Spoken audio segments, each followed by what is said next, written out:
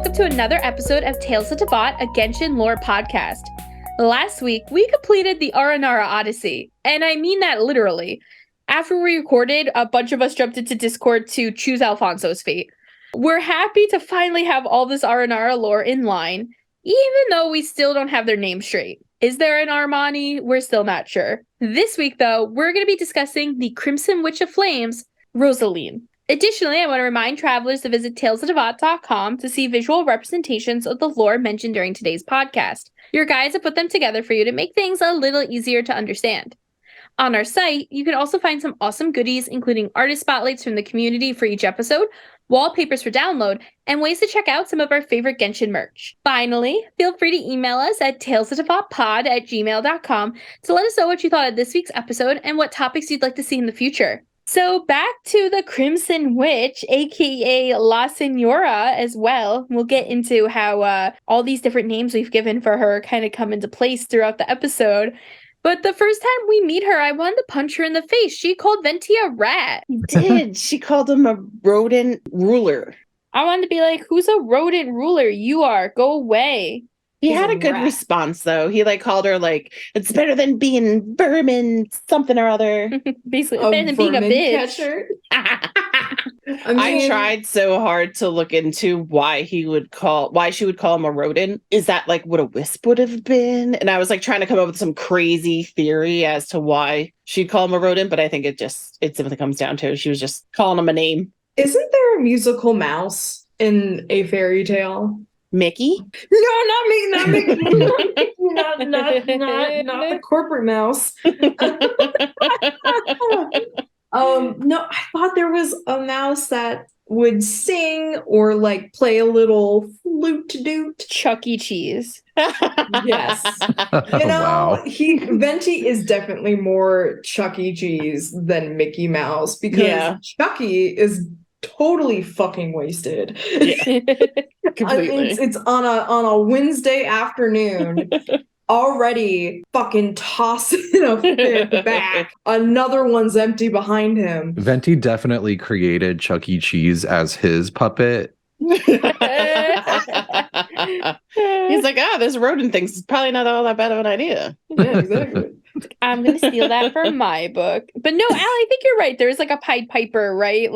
Well, there's rat guy. The Pied Piper who then all the rats will come hither. I don't know where this knowledge unlocked in my brain. That's kind of funny. Venti is the Pied Piper because he does play music too. Mm-hmm. Yeah. And Drunken we just music. follow him. And he takes people because they have dead friends. Oh, dead friends. A little bit like Peter Pan in a way. Oh my god, imagine Peter Pan's like, Wendy, you got a dead friend? Get in. He just kills her brothers at that point. Oh my. Okay. Anyway. The dark side. We meet La Senora and she's trying to take Venti's Gnosis. And I don't actually know if we've ever talked about what a Gnosis is on the podcast. So a quick overview for our travelers who might not know what a Gnosis is. Know what a Gnosis is. A Gnosis is what gives the Archons. Remember, we have the 7 Archons of Teyvat, which, Venti, Zhongli are both some examples of them. But they all have these things called Gnosises that give them extra powers and tie them to Celestia. So La Senora is after all these Gnosises, mostly because the Fatui is after those Gnosises, which means that their leader, the Saritsa, the Cryo Archon, is also after all these Gnosises. So a lot of people want this shit. And she's there to take Venti's Gnosis, and he kind of just gives it to her, in my opinion. He kind of gets a little frozen in his little feet. Yeah, but he could bamf away. Man, her delusion is a lot stronger than his Archon wind. Apparently. I really think he put on quite the act, because what would that say about him willingly giving up that knowledge and his gnosis, this divine knowledge, right? Assuming that you're going on that idea that Venti was just I'm done, I don't want to do this anymore, so let me give this over? Maybe. I think so. I think it really depends on what Celestia is doing. If it's possibly the big bad that we're thinking the Fatui are the big bad and it's actually the thing in the sky. And I say this mostly because of why are all the other Archons just willingly handing it over, right? So I think maybe he made a show of it, but I think it's because he probably also doesn't like how Celestia has been doing things after Conria, and like maybe thinks freedom's at risk. It's like, oh, we could do whatever. I feel like some of the Archons, you just get the vibe that, I mean, like, especially with Zhongli, it's almost as if they don't think that they're that valuable anymore or that they're really needed. And I think they sort of imply that, you know, the Gnosis are, since they're what help the Archons resonate with Celestia or whatever. And we all know that these are like the 7 Archons who were victorious after the Archon War and sort of like won their place among the god of gods in Celestia, that this somehow is their connection to Celestia. But we also know that the people are sort of rising up throughout all of these stories into that, and the gods are becoming less and less needed, especially with everyone getting visions. But that's a good point. Nahida, she doesn't even remember when she's questioning if she destroys a Gnosis, if it'll summon the heavenly principle. She's sort of threatening Dottore with that at the end of the Sumeru quest. We're also kind of wondering, like, how much do the Archons even really know what the Gnosis do? Yeah, it's like the question of, does Nahida only not know a lot because she was immediately put in her bird cage? Or does she not know a lot because none of them know? It is a good question. Right, like, what does the Tsaritsa want with all of these Gnosis? Like, why is she collecting them? She has to know something. And we know that the Fatui are against Celestia as well as the Abyss. So who knows what their end goal is once they have all of these chess pieces. But right. And it also bears the question, too, of like, why does the Tsaritsa want them all? Like, is she going to destroy them all? Is she going to do something to get Celestia's attention because she is against Celestia and the Abyss, too? It's like... Or could she, like, overpower Celestia or the heavenly principles with them somehow? Yeah, like, is she going to become the god of all gods? I don't know. The way she keeps grabbing all of them, though, I have a feeling we're going to find out very soon. Right. I do want to say, though, back to Venti and La Signora, I definitely feel like he gave that Gnosis away.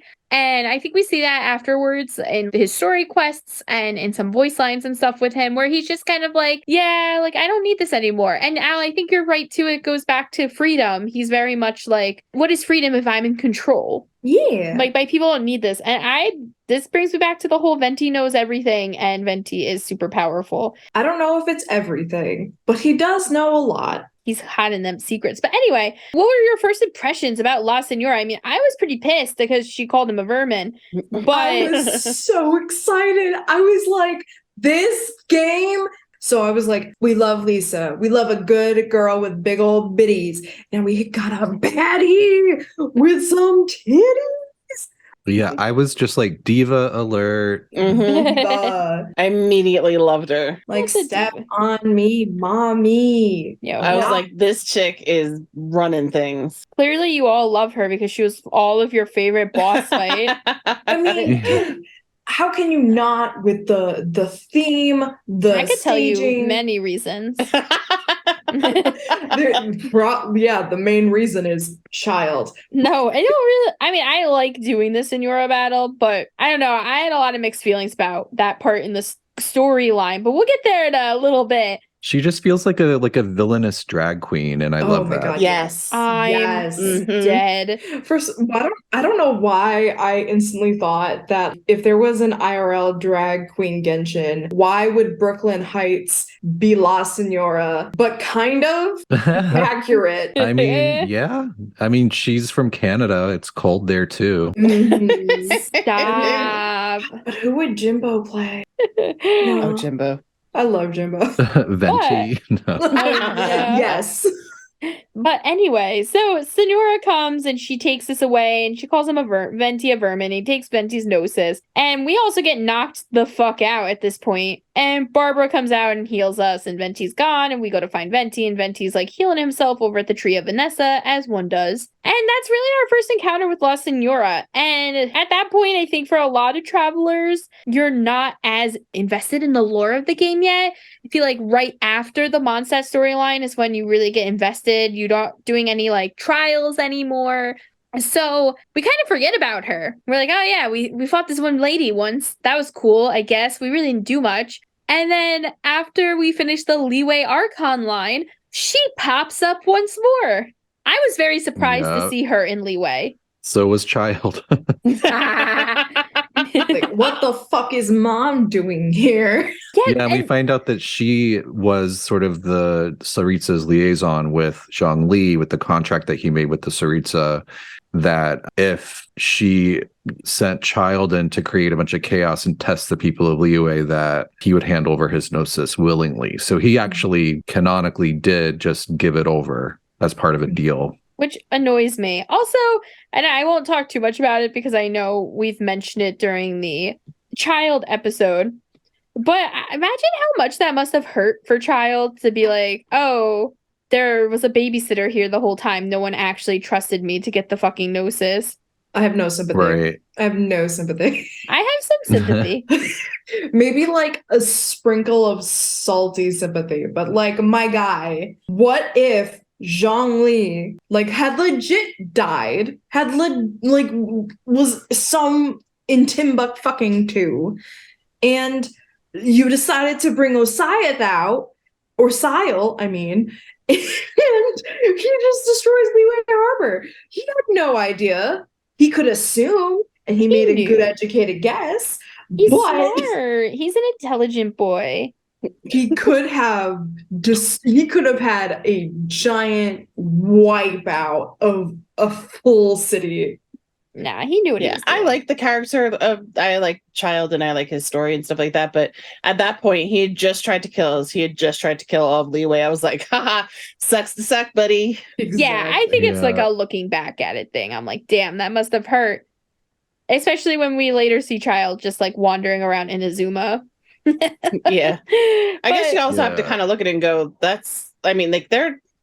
vicious people. They're really not nice to anybody. Well, they have a goal and they know how to do that very well. That does not mean they want to play nice. Well, Child aside, I think I forget who, one of you said it already, but we find out that La Senora was really the one behind getting Zhongli's Gnosis, and this bitch walks out with another Gnosis. She just tucks it into her breastplate and saunters off to her boat. Like a fucking lipstick going down those titties. Like, just bye-bye. Just like, I'm just gonna stick that. Like, she can't put it inside her chest like Zhongli. But she can put it, in her chest, if you know what I mean.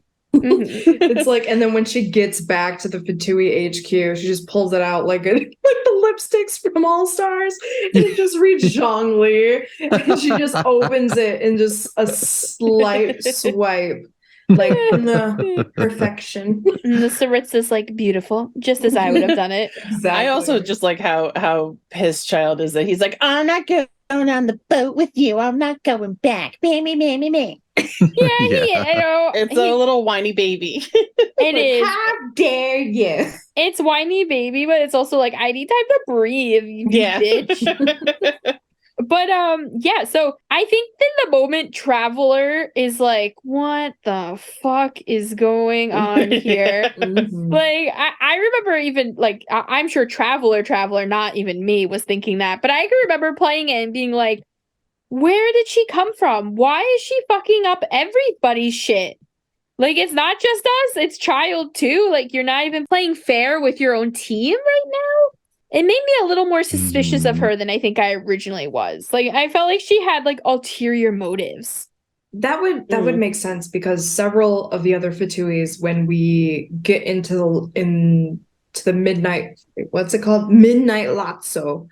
A Winter's Night Lotso. Winter's Night Lotso, Which, for travelers who don't know, is the Fatui trailer showcasing, spoiler alert, La Senora's funeral that we'll talk about in a little bit. It does seem, though, several different Fatui harbingers have not side hustles, but being a harbinger is their side hustle. One of them is a banker. For sure. The other one is like probably a politician. Another one is like a puppeteer. One of them has to run Monopoly. Exactly, with that giant monocle. Yeah, it definitely made it seem like she's like the field commander or something. Like she's the one going out and making sure that all the underlings out in the field are doing their jobs right.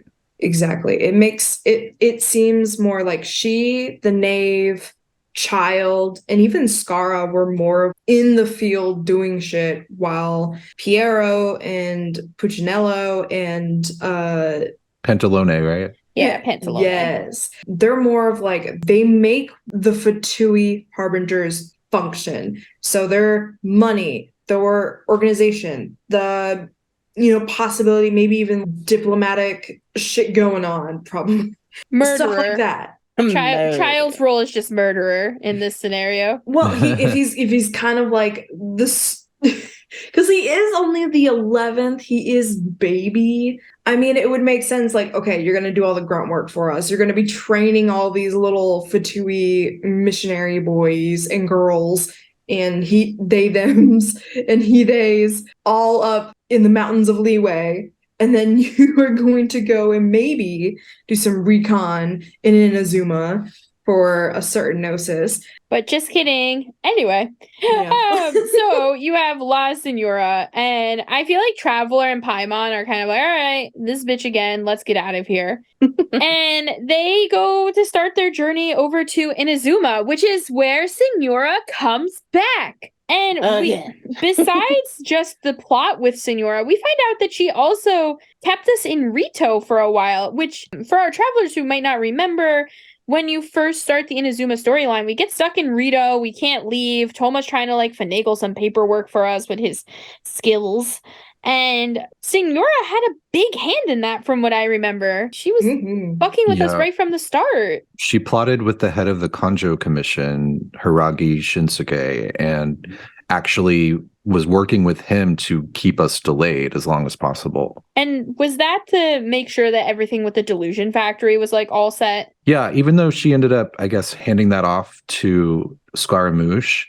Yeah, I think that's the thought, is that she was actually pulling some of the strings on the Delusion Factory production line and everything.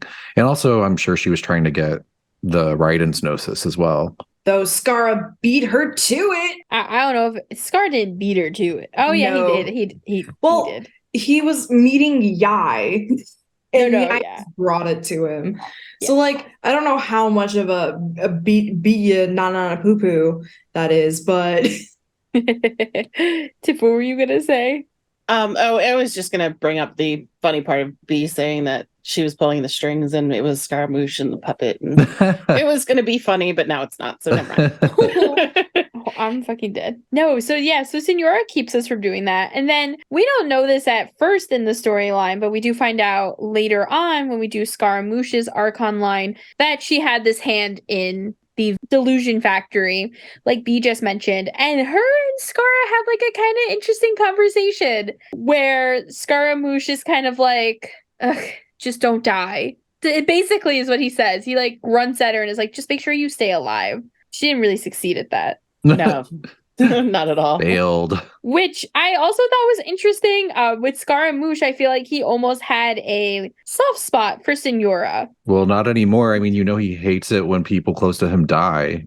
Yeah, I wonder how that affected him. He never really he never talks about like the death of Senora. He mentions a little bit about like Child and Senora kind of being like the pains in his ass, but that's kind of like sound like he was talking about his siblings. Yeah, like he would have been affected in some way of her dying. Yeah, I think Wonder has a voice line about her, but it's not really much. It's just like, well, she's gone, so I don't think about her anymore. That's cold. Denial. like old news. Next.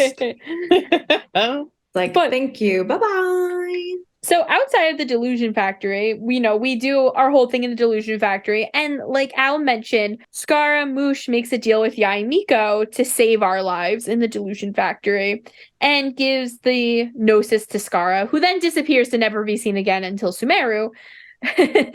But eventually, after our training with Yae Miko, we learn all this information about how the Shogun doesn't have the Gnosis anymore, or technically never had the Gnosis. Well, she gave it to Yai when she went to the plane of Euthymia long ago for like safekeeping. So she had it at one point and then handed it off to Yaimiko. Yeah, so Yaimiko's like, I've had this thing for hundreds of years and it's not doing anything, so I don't mind handing it over. No one's using it. Here you go.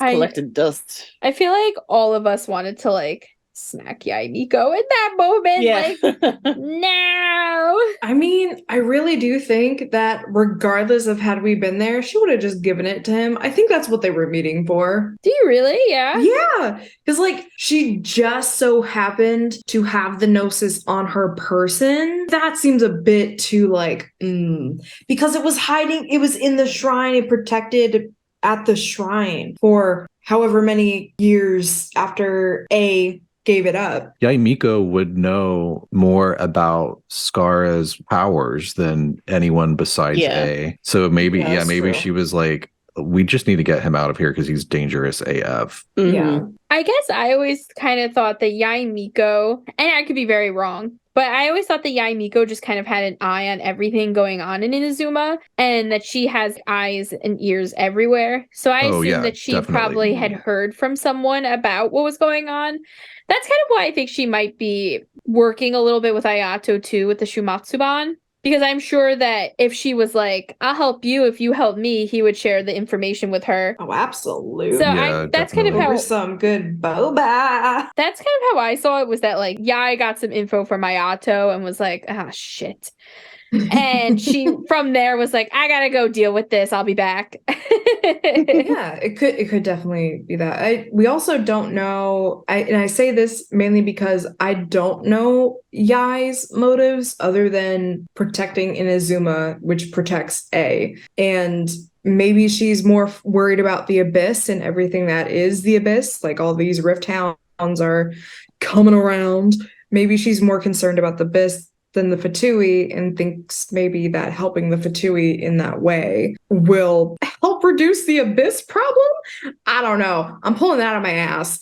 No, but she totally could. I mean, I think that Yaimiko is trying to, like you said, not only protect Inazuma, but protect the Shogun and protect her, girlfriend, bestie, whatever you consider them in the end. Wife. Waifu. Yeah. I mean, look at all that Yaimiko actually does, even with basically manipulating us in a way there too. And, a lot of that, even that fight kind of comes down to Yaimiko kind of more so trying to get the Shogun to kind of just wake up and be like, could we do something? Like, you want to maybe step out of here a little bit? Like, she's got different motives than anybody else, I think, and really starts to play people against each other. She's like, your people fucking need you. Come out of this fucking hole. Like, let's go. Right. Chop, chop, motherfucker. But from there, after Yaimiko, saves our life, we go to the Shogun via Yaimiko's suggestion. She's like, y'all need to go figure this out. Here's this. It'll get you in. And if you need anything, holler. I'll be there. I'm like, okay. And we go there. When we show up to the Ryan Shogun's place,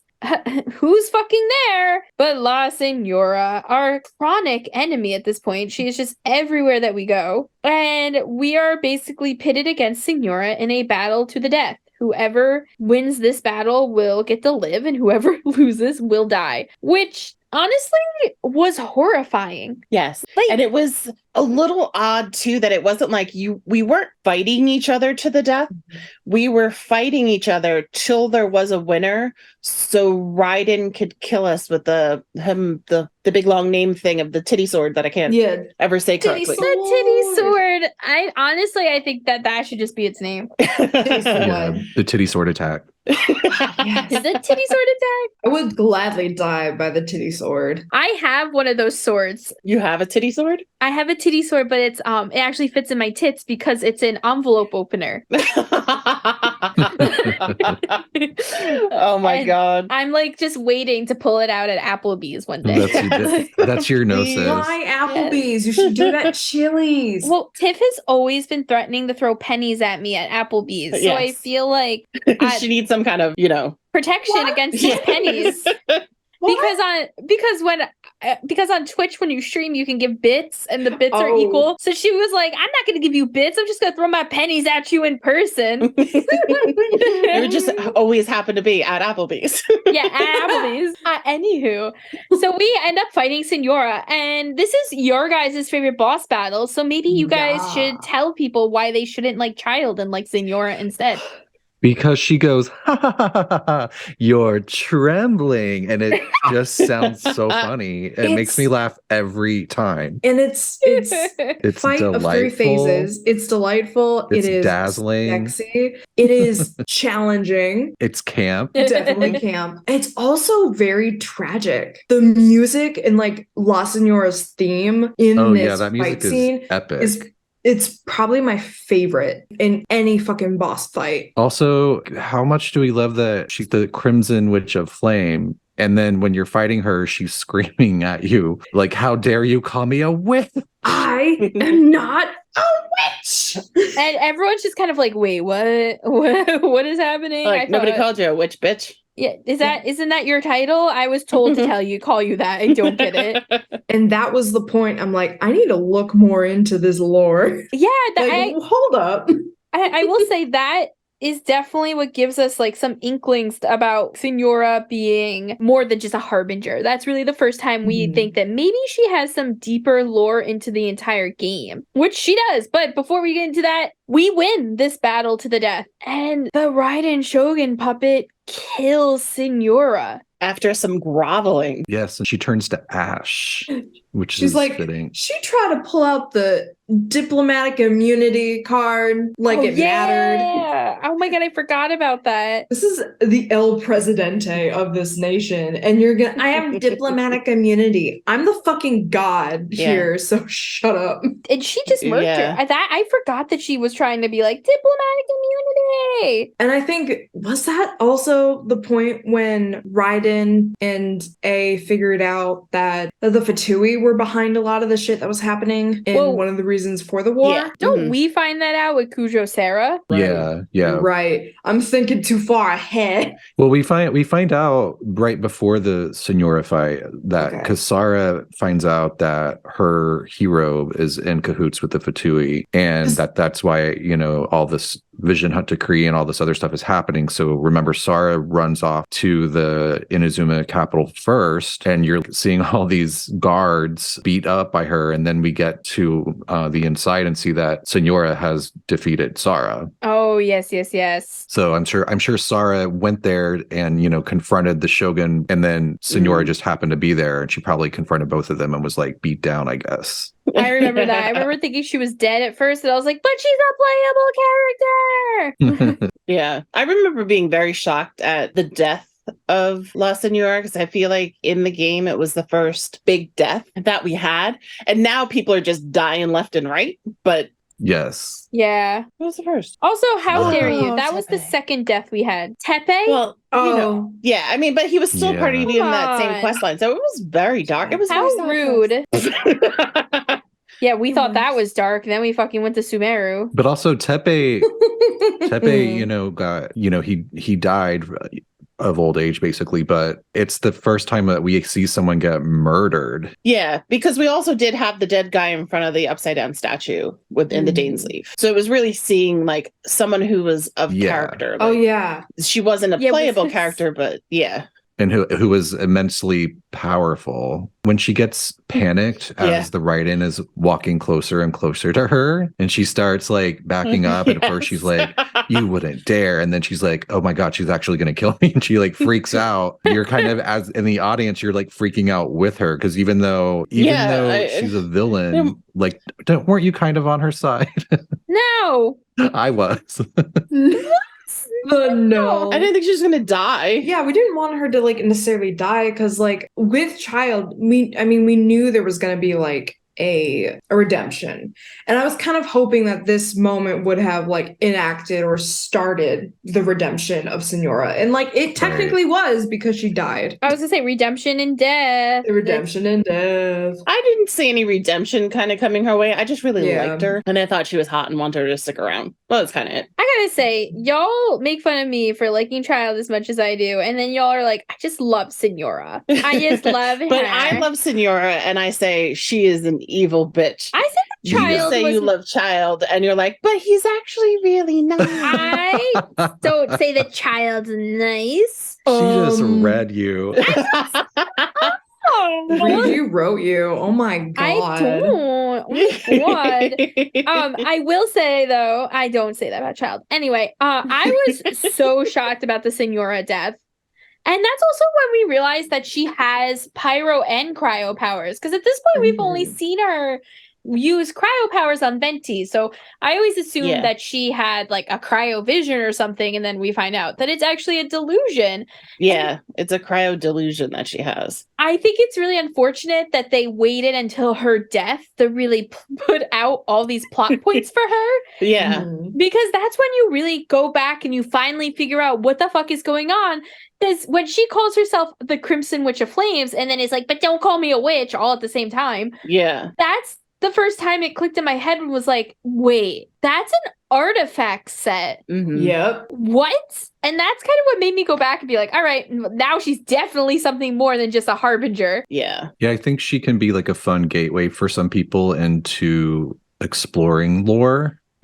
Especially when using artifact sets as lore, because a lot of people don't think of the artifact sets as telling stories about the past of Teyvat, even though a lot of them tell a lot of information. Yeah, and if you haven't listened to our Viridescent Venomer episode, definitely go back and listen to that one, because I mean, I even myself I learned so much from, doing the research on that, and I was amazed by how much is simply behind an artifact. I mean, at least with Senora, we already know, like, we know her as a part of the game, but once you start digging into her past, she's, this entirely different person beforehand, and someone you'd actually really like. Yeah, like, oh. What's interesting to me is that Rosaline is almost like the Ajax of Senora. Yes. Like I feel like it's very interesting that her and Child both have these like good they used to be normal personas people. that and then tragedy bestruck them, and tragedy that they really had no say in.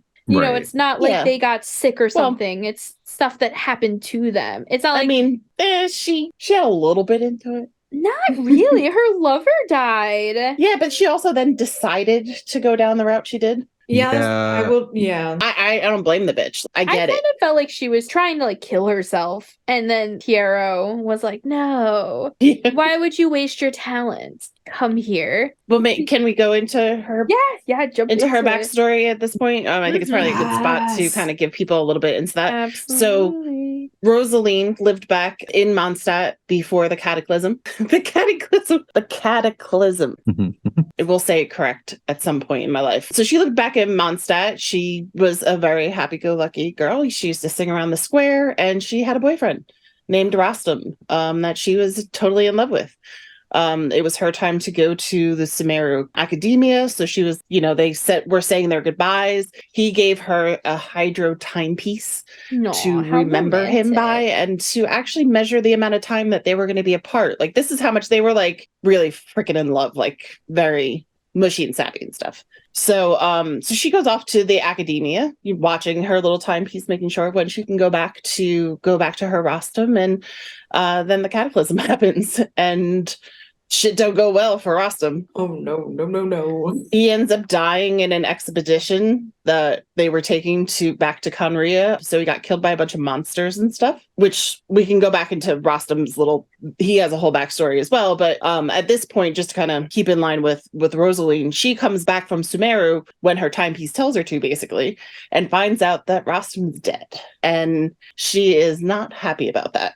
Wait, she goes all Dark Phoenix. Yes, totally. She loses her mind, basically, and she uses the art of liquid fire to transform her entire body into a living flame. And that's when she becomes known as the Crimson Witch of Flame. And she she's burnt and scarred and kind of disfigured and stuff. And she's basically just going around killing all the monsters and demons and everything that she sees. You know who that sounds like? Viri. Yes, it's very much like Viri, and she has a little bit of a parallel that we'll get to in a few minutes. with Miri. But so now she starts going around like doing all this. And one of the coolest, like, back to the cool parts about the artifact set is the hat in the Crimson Witch of Flames artifact set. It's actually said to be this large hat that she wears basically to keep her focused on killing her little monsters, but also so she can't see her reflection because she's so burnt and scarred. But it's really just neat how those little tidbits kind of get thrown in there. But yeah, so she wanders around for a very long time and with all of this, she's losing her memories. She's not becoming like this human anymore. Like Fiend said, she's very much like Miri in that sense, where she's not really a person. Right. She's like losing her humanity as the fire eats away at not just her body, but like even like the inside of her. Like her soul. Her soul. Yeah. Yeah. It's interesting too. It sounds like the Sealies. Yes. Oh, there's a lot of parallel stories in this overall story. Oh, yeah. But yeah, Piero finds her at her worst. Who's Piero again for our travelers? Harbinger numero uno. Yes, for travelers who may not remember, Piero is the original Fatui Harbinger. He is the OG. He finds her and brings her into the Fatui. She's named the 8th of the 11 Fatui Harbingers, and she's given the name La Senora. So she's no longer Rosaline. Although, just to kind of skip even to the Winter Night's Lazzo that we mentioned before, they do refer to her back with her last name, which is interesting, or even as Rosaline, because it's like, she's Senora. Why you gotta... Everybody's messing up everybody's names. Yeah. They all have so many names. Yeah, because she has a code name too, which is the Fair Lady. It's like, why? But yeah, he gives her a cryo delusion that we later see her use. And it's the reason why is to actually suppress her flames. So they kind of work together. So that's even helps explain a little bit more of why when we do fight her, we are fighting both sides, because we're fighting the Crimson Witch and her delusion part. But people believe that the delusion also helped her forget. So like at this point, she don't remember Mondstadt. She don't remember Rostam. She don't remember nothing. She's just like evil. Which is interesting. Yeah, and if you want to read more into like the story that actually describes Piero meeting her and convincing her to join the Fatui, there's a little bit of it in the Pale Flame artifact set, which is actually Piero's artifact set. And a lot of those pieces talk about his recruitment of different Fatui members like her and Dottore and I think some other ones. But one of the things that I thought was interesting is that in that description of the Pale Flame artifact that tells the story of Rosaline coming into the Fatui, it confirms that the Fatui are working against both the gods and the Abyss Order. Because I know we've sort of brought that up before, but that sort of flat out confirms it. Also, if you look at the level up material Molten Moment, which is a reward you can get from the weekly Senora boss fight, it says that when this recruitment was happening, that Piero spoke of a quote, pure, spotless, everlasting realm, which is also what she saw. She says that she saw in the delusion that he showed her, and that it's at the end of the horizon of Her Majesty's dreams. And I don't know if that's just trying to be like poetic talk, but I thought that was an interesting way to describe something, a pure, spotless, everlasting realm. So that's sort of some kind of ideal that the Fatui seem to be fighting for. Right. So I thought that was really weird. But yeah, also just what Tiff was saying earlier is that I was also surprised to find out that this delusion really is suppressing the fire, the liquid fire thing that she unleashed after Rostam died. And during the boss fight, she's basically deactivating her delusion and it's exploding, all over. And I think that's why she screams, "How dare you call me a witch," or whatever, because suddenly like all of those memories are coming back and she's sort of re-enraged by everything and is having memories of Rostam and everything like that. And we know that, when she unleashed this power originally during the Cataclysm, she was just trying to kill all the monsters to get revenge. But as we know, it would be terrifying. So humans were like terrified of her and like trying to get away from her. Shit. Oh shit. Yeah. I'd lock up the door if I saw her coming around. Yeah, absolutely. Like fuck. And they part of the artifact set too is it's that timepiece that Rostam gave her, and it changes from Hydro over to Pyro, but said to be made of the molten souls of evil spirits, which I think would be the best Christmas gift anybody could give me. So stop it. Oh, also that Pale Flame set, it also tells of Dottoro's recruitment, and it makes it sound very much like Dottore is the one who invented delusions, which would make a lot of sense. Crazy bastard. And that's what got him thrown out of the academia in Sumeru. I hate him. Oh, that's cool. And also, I didn't realize that delusions had been around for that long. Yeah. I mean, I guess that there had to be like some versions of it. You know, he was like a kid making it and, you know, had to kind of fine tune it. Yeah, it's interesting, like, what inspired him to make it too. Probably because he couldn't get a vision and he was jealous. I mean, that seems to be most people, honestly. But I also want to take a second too. You were saying like, how dare you call me a witch and everything is her thing. And I love that you point out the fact that she is probably reliving those memories of like when everyone saw her as a monster. But it's interesting because witches don't necessarily have a bad reputation in Genshin from what we know. You know, in Teyvat, we do have the Hexen Circle and we have Lisa and we have these like well-respected witches. And while I know that some of them probably weren't around during the Cataclysm and during the time of her probably being accused of being a witch the first time, but Alice and Gold were most likely around back then. So I'm curious as to why she has such a bad impression of witches as well. Like, what was going on back then? I would think that it was because she was a scholar, you know, kind of like that science versus mythological mystic kind of stuff. Like I think that you can even equate to in our world of, you know, you'll see a lot of scientific people that won't usually go toward divination and that side of things. And I would kind of imagine that it's that part of her that's kind of like, no, I'm not a witch. She went to Sumeru as an apprentice, right, to study pyromagic. So yeah, maybe she just that's true. No, but I didn't know that. I just knew that she went to the academia. I didn't know that it was specific for pyro magic. I guess that makes sense. That's why she knew the art of flames. What Darshan is that? The red one. I don't know my Darshans well enough yet. Beanie's like, where can I sign up for this? It's like, I would like to be the new Crimson Witch. Thank God. No, I'm just curious because it almost feels like. What if we found out that when she went to Sumeru, she was actually Alice's apprentice? Ooh. Maybe that's why she doesn't like witches. Maybe like for some reason, maybe Rosalind wanted to go to Conria knowing that Rostam was going to go to Conria. And Alice is like, nah, you can't. And maybe she blames her for not being able to go to help save. I don't know. I pulled it out of my ass. Well, I don't think, as always, I don't think she knew anything going on. Yeah, I don't think so either. Oh, right, because when she came back, then she finds out. You're right. Well, I don't know. Maybe Alice she knows that her. She knows Rostam is a part of the Knights of Favonius and that he would obviously have to do something, but she doesn't know that, you know, he even left Mondstadt, really. Well, they didn't leave Mondstadt even. The battle happened in the Mondstadt area, didn't it?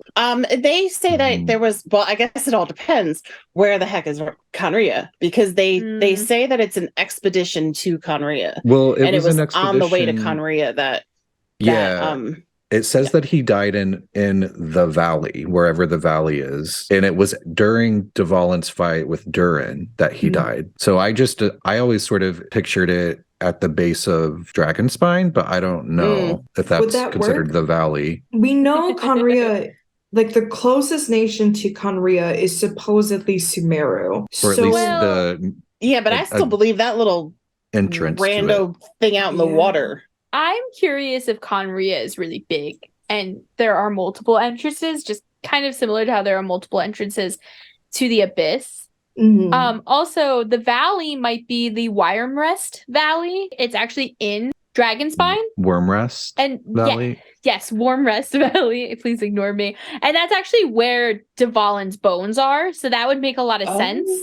I feel like I need to go to Dragonspine now. Like, is there like a little bitty piece of Rostam sitting over there? Oh my God. I mean, there could be that we just have never noticed before. I also want to take a second too to just talk about back to the Darshans. And I won't talk too much about it because I don't want to spoil too much on Travelers. I know that this was something that was only recently brought up in the game, but we do find out that there's like an exile exiled Darshan. And I'll leave it at that. I'm just curious if maybe Signora, I don't know the timeline yet of when this Darshan was exiled because I haven't gotten that far in the quest line, but I'm curious if maybe she had something to do with her turning into a monster.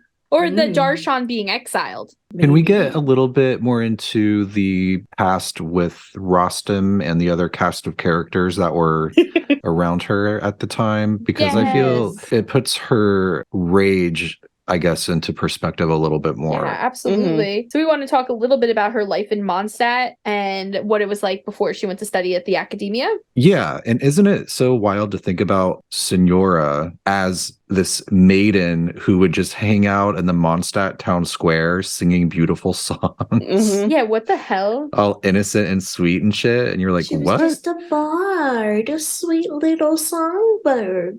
Yeah. And, you know, Rostam falls madly in love with her. And we find out that through the lore and these different artifact sets that Rostam was actually the assistant of the Grand Master of Mondstadt at the time, whose name was Arundhelen. And Arundhelen, who's nicknamed the Lion of the Light, and his assistant Rostam, who was nicknamed the Wolf Pup. They both grew up together and were best friends. And you can look at the stories about their childhood and friendship via the Braveheart artifact set, which actually tells really cute stories about them running around as little kids, like pretending to be heroes with stick swords and stuff. Adorable. Yeah. Is this when they follow the Seelie? Yeah, I believe they follow a Seelie and they find treasure. And the treasure chest only has that one flower, which is part of the set. They find like this yellow flower, and then later it's the only thing that didn't age or something. But yeah, so Arundhelen, he came from this long line of knights, while Rostam was born to a peasant family. And they grow up together wanting to be heroes. And they really are big fans of Vanessa and people that were sort of in her circle. Because remember, that would have been 500 years before their time, which would be 1,000 years ago from modern to that, I guess. And so, yeah, Arundhelen eventually becomes a Grand Master. Rostam is his assistant. And Rostam's personality is described a lot in these different sets where they make it very clear that Rostam is an extremely serious person. He's always kind of like in a bad mood with the furrowed brow, and he's all about work. And the only thing that can distract him from his work as a knight is Rosaline. They also paint a picture of Arundhelen's personality where he's more of kind of a chill character and likes to laugh and is always trying to sort of lighten Rostam up. So there's these cast of characters. Also, Rostam ended up also mentoring this white knight who would later turn into the Bloodstained Knight. And if you would like to hear more about that, please go back and listen to our Viridescent Venerer episode, because we get all up in the Bloodstained Knight business.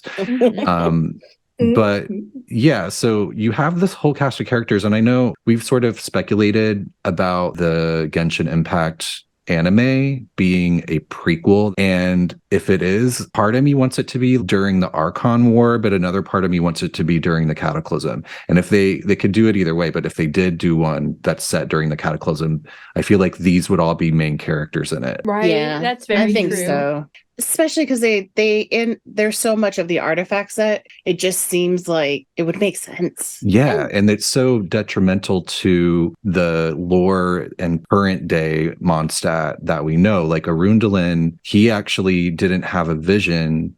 He was just super strong naturally and did a lot of training. But he and Rostam, I guess Rostam did have a vision, but they used Favonius blade work. Like Rostam actually originated Favonius blade work.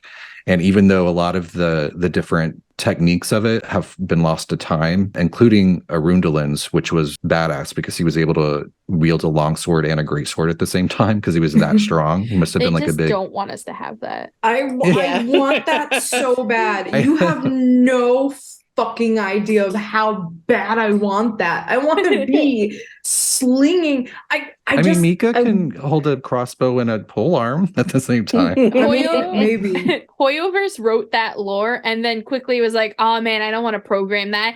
And it was lost to time. Right. Until they realized, Rudolin gave it up and it died. It works so well in Elden Ring. Let me have it. Like, god damn it. Oh, lost to time. But also, Arundhalen, I just picture him as this big meathead. Yeah. Like, if he were transported to our world, he would be like going to the gym every day. Yes. He'd For be sure. swole. Anyway, Rostam creates the Favonius blade work, and then also Arundhalen, there's a weapon that you can get called Ferris Shadow, and that was Arundhalen's sword, and it was actually a replica of a sword that was used by the Knight of Boreas named Ravenwood, who was someone that was around during the time of Vanessa. Like Ravenwood was, I guess, a knight that supported Vanessa during the rebellion against the aristocracy. Oh, that's awesome. So that's just like some fun little tidbits about, these characters and the whole sort of well-rounded life that they were living back then. Also Rostam's artifact set, which is Defender's Will, and part of the Elegy for the End weapon, which is Venti's bow. They have descriptions that make it very clear that Rosaline was the only thing that could ever distract Rostam from his work. I just had one question.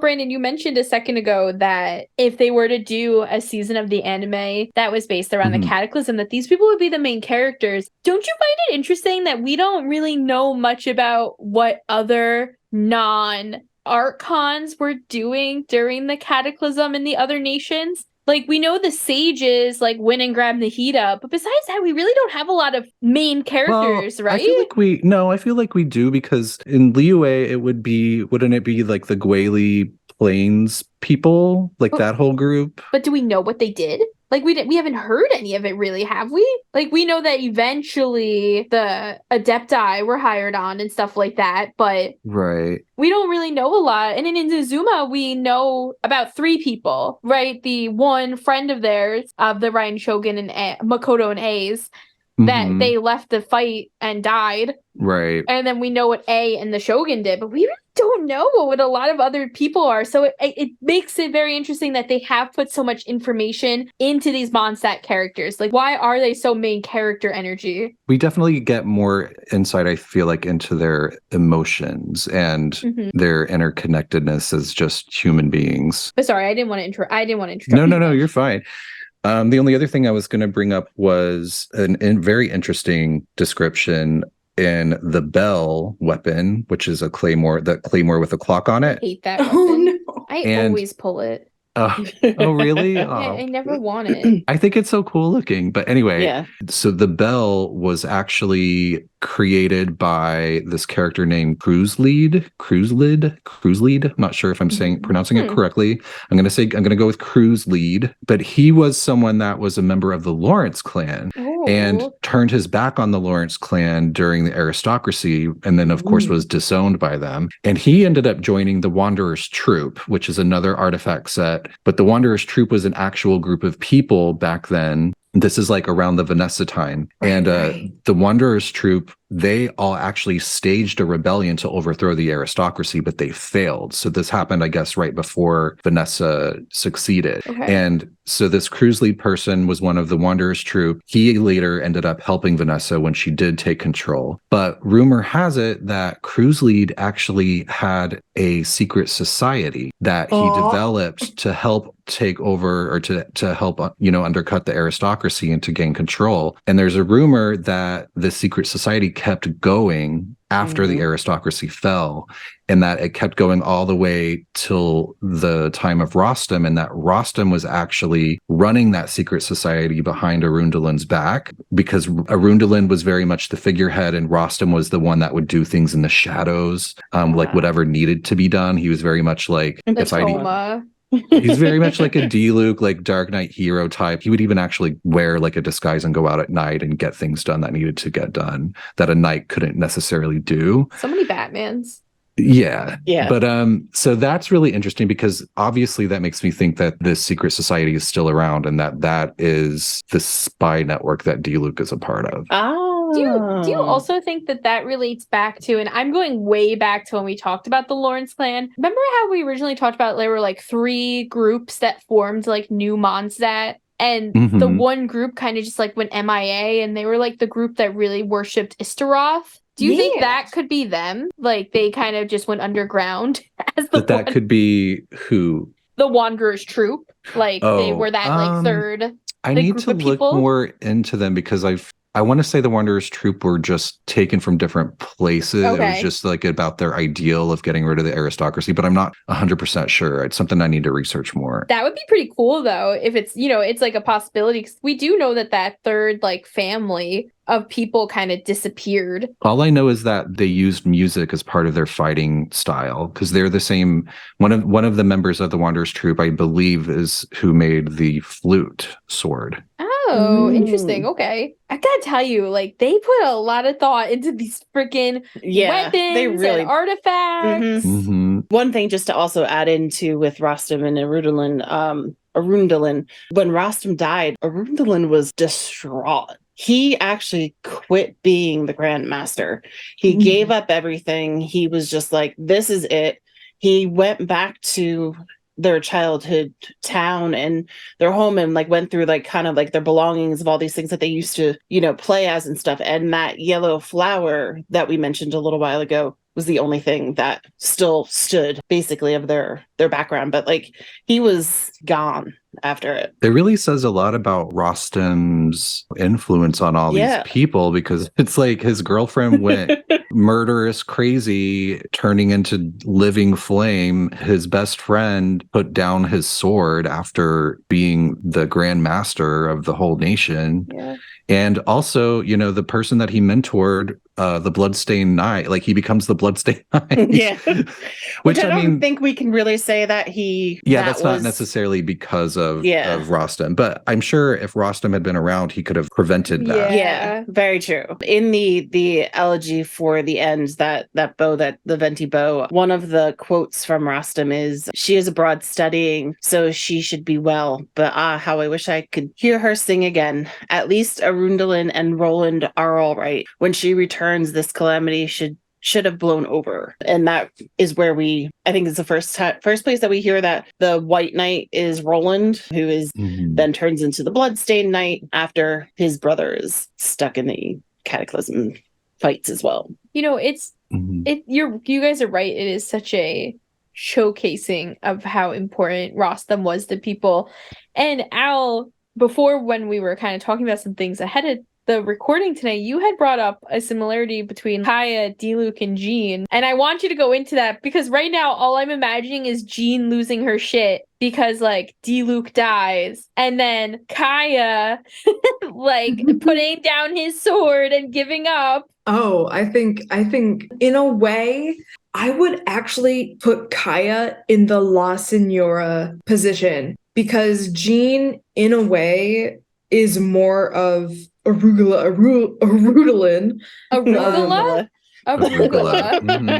Is how I remember how to say his name. I want you to. She's very arugula. She's just like a fun, flirty salad. Oh my god! Stop. Maybe a little strawberries in there. The new name. I'm dead.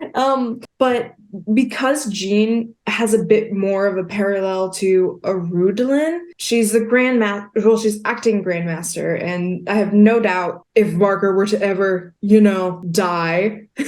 Speak it out, and thus it must be. As acting Grandmaster, she has more of the possibility of she'd just give up. Like, what's the point at that? Because she couldn't protect her friends. While Kaya, even though it's not romantic, Twitter, I'm gonna look at you. Don't you fucking dare. Yeah, don't do it. Don't do it. Please. This incest.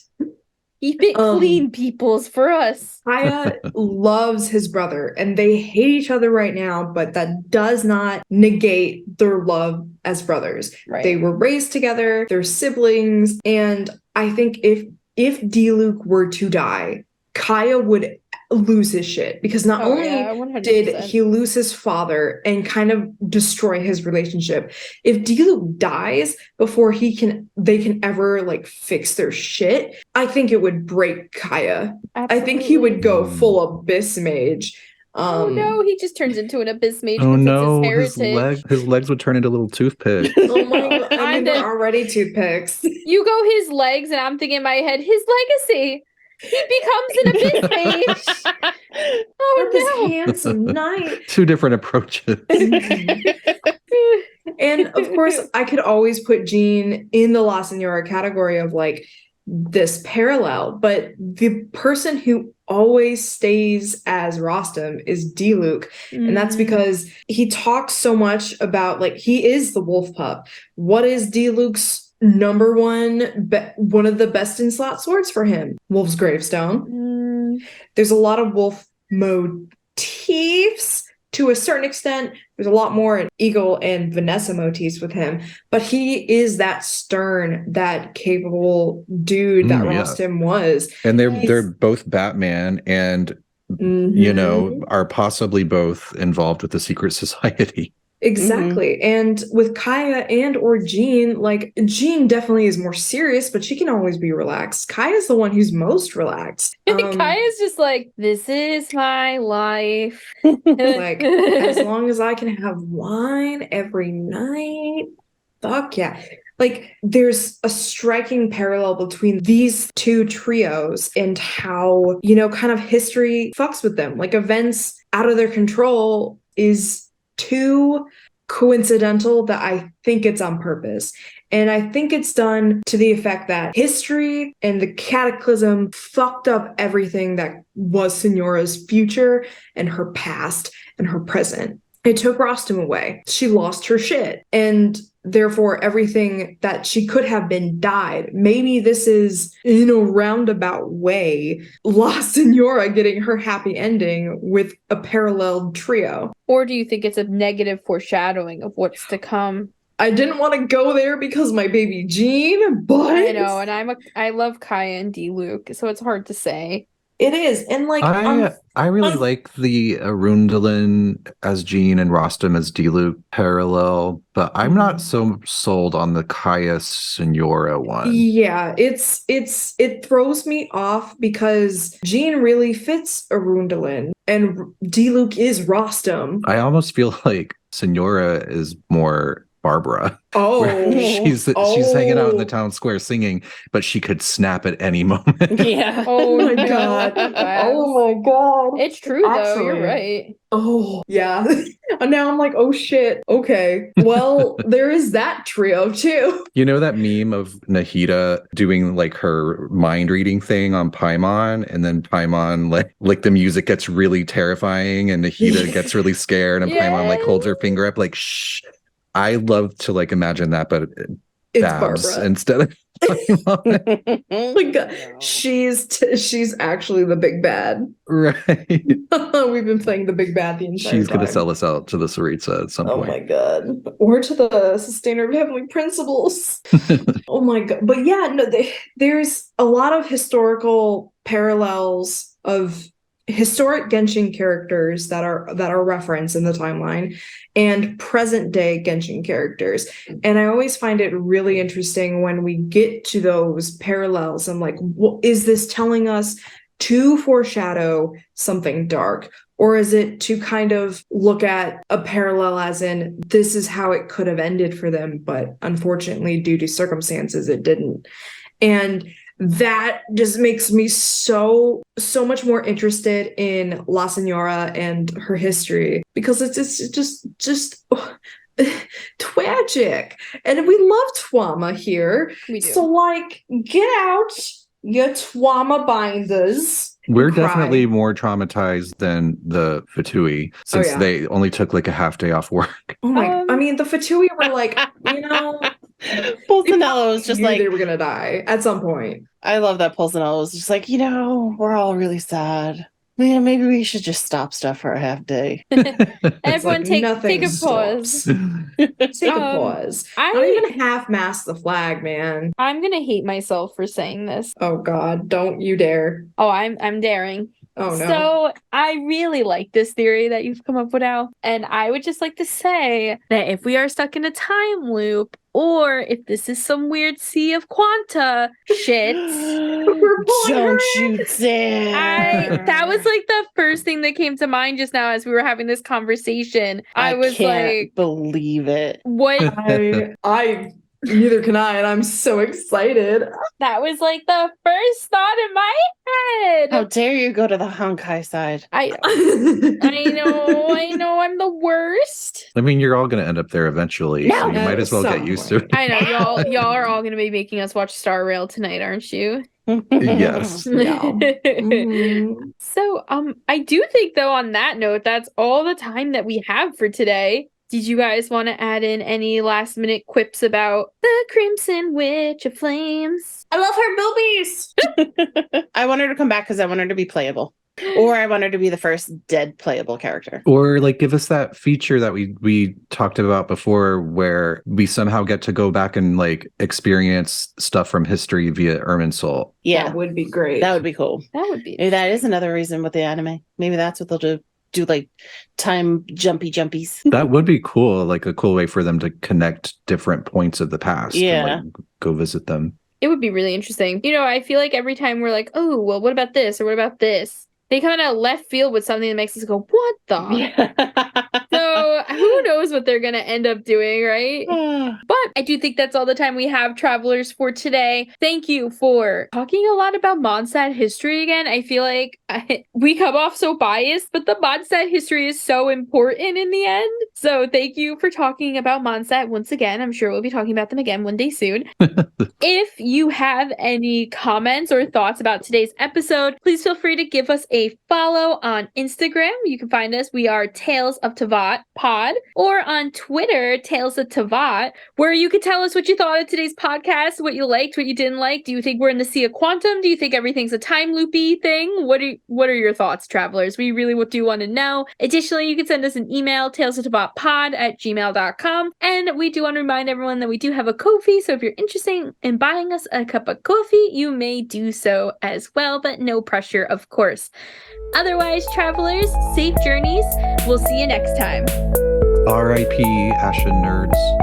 R.I.P. nerds. I'm dead. Ashen. I'm dead.